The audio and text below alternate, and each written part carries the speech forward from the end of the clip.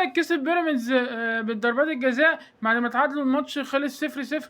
فالزمالك كسب بضربات جزاء 4 بعد ما ضيع اللاعب محمود مصطفى زيجو لاعب بيراميدز ولاعب زد الزوبق ضربة الجزاء الخامسة لبيراميدز، والجزيري جاب الكرة الخامسة وبيفوز الزمالك بالضربات الجزاء. وكده الزمالك هيلاعب الأهلي في نهائي كأس السوبر يوم الأحد القادم إن شاء الله. هيبقى الساعة 5:30 أعتقد.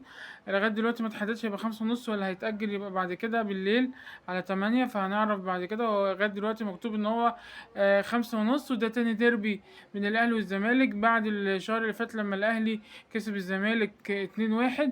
فهنشوف ايه اللي هيحصل في الديربي إن شاء الله يوم الأحد. وده أعتقد هيكون أول مباراة لزيزو ضد الزمالك.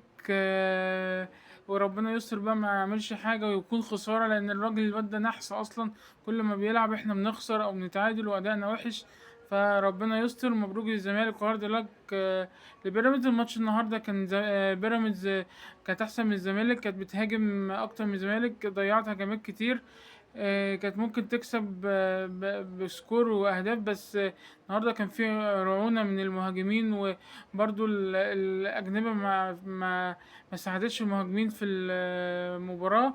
الزمالك النهارده كان بيدافع اكتر الوقت وبيلعب على الهجمه المرتده. برضو جات له هجمه وهجمتين كان ممكن يجيب فيهم اجوان بس ما حصلش نصيب. وبيخلص الماتش بفوز الزمالك بالضربات الجزاء.